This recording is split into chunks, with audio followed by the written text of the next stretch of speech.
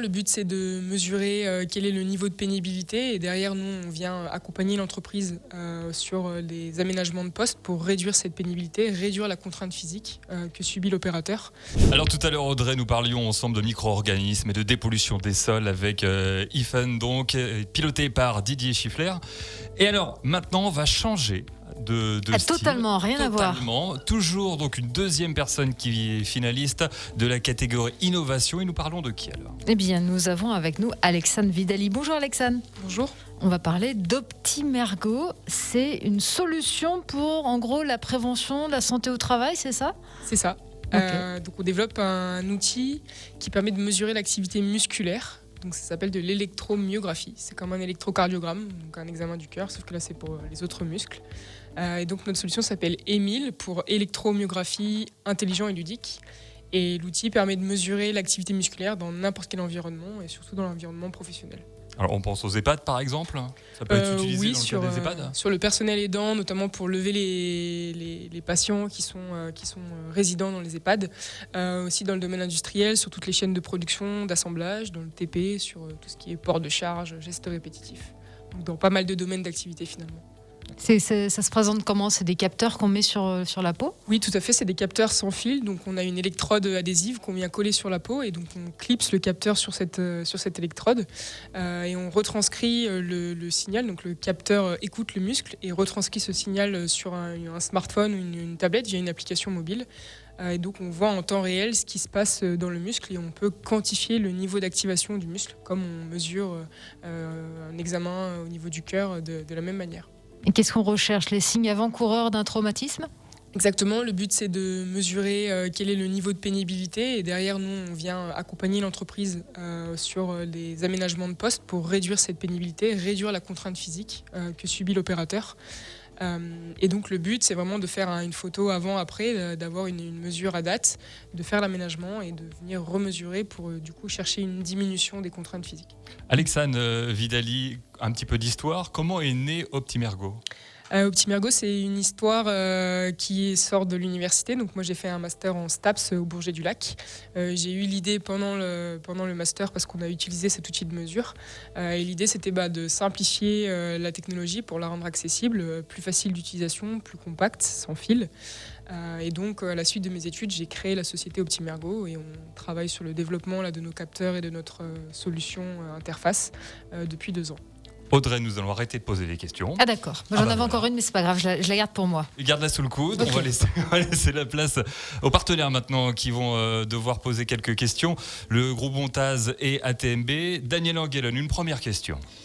Alors moi j'ai une question, j'allais dire, comme on est des industriels, donc on s'intéresse à la production. J'ai vu que votre projet c'était un projet de développement, il y a de la communication, il y a du marketing. Et quid de la production ? Est-ce que vous allez faire fabriquer ce capteur ? Et si oui, où ? Sur notre territoire, ailleurs ? Alors oui, tout à fait, on va produire nos propres capteurs. Pour ça, on se fait aider aujourd'hui par un bureau d'études qui est sur Annecy. Et le but, c'est de faire produire nos capteurs ici sur le territoire et donc de se passer du continent asiatique, même si on approvisionnera forcément nos composants depuis la Chine. Mais nous ferons fabriquer et assembler nos capteurs ici entre la Savoie et la Haute-Savoie. D'accord, donc ça sera une production locale, mais pas Exactement. Forcément chez vous, ça sera sous-traité chez des... Non, on ne le fera pas nous-mêmes, on n'a pas de valeur ajoutée sur cette partie-là métier.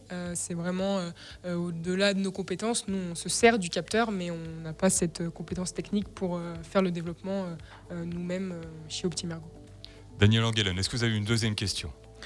Oui, en fait, moi j'ai une question concernant la taille de l'entreprise. Pour qu'elle soit rentable, pour qu'elle soit pérenne, vous estimez que vous avez besoin de quel niveau d'activité, en gros, de chiffre d'affaires ? C'est un gros développement qu'il vous faut pour tout rentabiliser ou c'est plutôt un développement modeste ? On pourrait qualifier Optimergo de start-up. Pour autant, on n'a pas une ambition de levée de fonds très importante. Donc, on est entre l'entreprise classique et la start-up.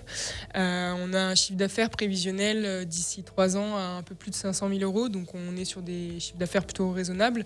On a un positionnement où notre solution est accessible. Donc, on ne la vend pas très cher par rapport au prix du marché.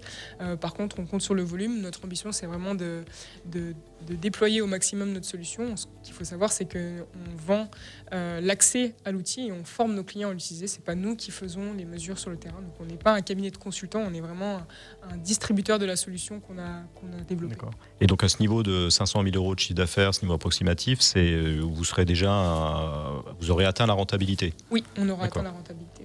Ok. Et le projecteur se déplace maintenant sur le deuxième partenaire, Louis Gauthier pour ATMB. Pareil, question pour notre challengeuse du jour. On est de plus en plus nombreux en entreprise à souffrir de problèmes de dos, de cervicales liés à une mauvaise posture au travail. Je sais de quoi je parle parce que j'en fais partie. Est-ce que vos capteurs sont suffisamment sensibles pour ce genre de sollicitation musculaire ou est-ce que c'est réservé aux tâches beaucoup plus avec des sollicitations musculaires plus physiques? On mesure vraiment les sollicitations de tout ordre, dont le travail sur écran, donc un peu moins sollicitant physiquement que ce qui peut être sur le terrain. On mesure toutes les activités musculaires, même si elles sont moindres. Donc le travail sur écran en fait partie et on détecte du coup tout ce qui est de l'ordre des troubles musculo-squelettiques, donc ce fameux mal du siècle qui cause bien des soucis au niveau des entreprises et notamment au niveau des dirigeants. Qui ne va pas s'améliorer avec le télétravail. Non, c'est un autre sujet encore. Ouais. Louis Gauthier, une dernière question, profitez-en. J'ai cru comprendre que vous faisiez aussi des prestations d'ergonomie en entreprise. Concrètement, ça se déroule comment?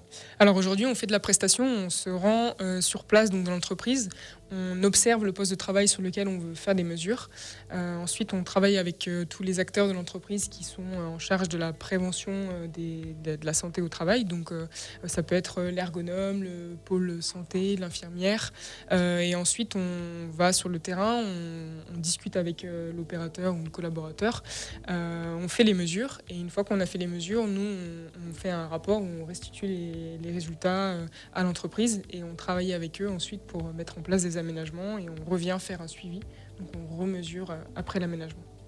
Audrey Bourdier, tu vas pouvoir lever le coude et récupérer la question que tu avais C'est bon, cachée en dessous. Oui, justement, vous dites, vous êtes plus fournisseur d'un outil, vous n'êtes pas forcément prestataire derrière. Est-ce que ça veut dire que l'utilisation de l'outil est simple et ça veut dire que la lecture des données aussi est suffisamment simple? Oui, c'est ça qu'on cherche dans notre développement, c'est que l'application se veut la plus intuitive possible. Nous, on va former nos clients à utiliser l'outil, donc les capteurs, positionner les capteurs, mais aussi à interpréter les données. Et pour ça, on s'efforce d'avoir une application qui est la plus ergonomique possible au niveau de la lecture des rapports et des résultats. Et ben voilà, les auditeurs, à vous de jouer maintenant. Vu que vous pouvez faire partie de ce panel, le panel Radio Mont Blanc, pour désigner votre coup de cœur. Vous pouvez choisir, par exemple, pour cette catégorie innovation, entre Alexandre Vidaline, qu'on vient d'entendre il y a de ça quelques instants, ou encore Didier Chifflet, qui représentait, lui, IFEN, avec cette fabrique de micro-organismes pour dépolluer nos sols. Audrey Bourdier, Oui. on va passer maintenant à l'étape d'après, c'est-à-dire on va annoncer demain, par exemple, quelle catégorie à l'honneur? Eh bien, demain matin, avec François, à partir de 9h, ça sera la catégorie eau. Et puis demain soir, avec toi, ça sera... La catégorie économie circulaire. Voilà, je voulais te piéger, mais non, c'est bon, t'as bien suivi. J'ai toutes mes notes. C'est merci encore une fois à vous tous. Merci Daniel Anguelone, directeur général de chez Bontaz. Merci à Louis Gauthier également, directeur du développement, de l'ingénierie et de l'innovation chez ATMB. Et merci. Aux deux participants qui sont venus comme ça. Et franchement, de très très jolis projets. Et je crois que vous allez pouvoir dire la même chose, que c'est assez bluffant, cette catégorie innovation. Ah oui, c'est très étonnant, très étonnant. Merci à vous tous. Et puis rendez-vous demain donc dans la matinale des Super Leftos pour un nouveau numéro de ce grand oral. Exactement, pour clôturer la semaine.